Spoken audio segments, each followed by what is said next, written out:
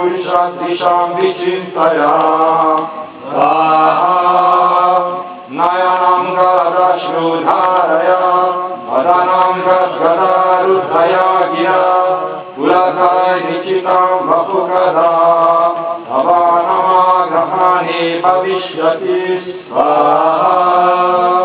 युगैतां निमिषेण चक्षुषा प्रविश्यैतां तुञ्जैतां जगत्सर्वं गोविन्दविग्रहेण मे स्वाहा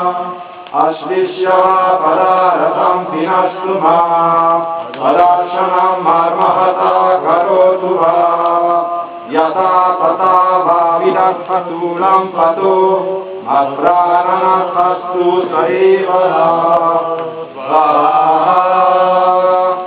हरे कृष्ण कृष्ण कृष्ण हरे हरे हरे राम राम राम हरे हरे हरे कृष्ण कृष्ण कृष्ण हरे हरे हरे राम राम राम हरे हरे स्वाहा हरे कृष्ण कृष्ण कृष्ण हरे हरे हरे राम राम राम हरे हरे स्वाहा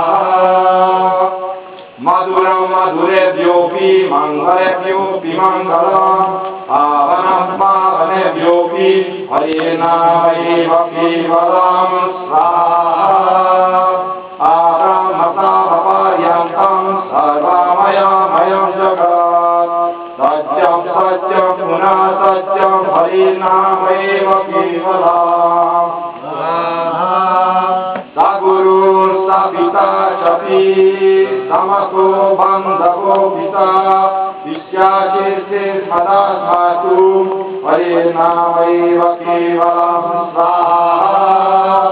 निश्वासेन हि विश्वासः कदा रुद्धो भविष्यति कीर्तनीयमतो भयात् हरे नामैव केवलं स्वाहा हरि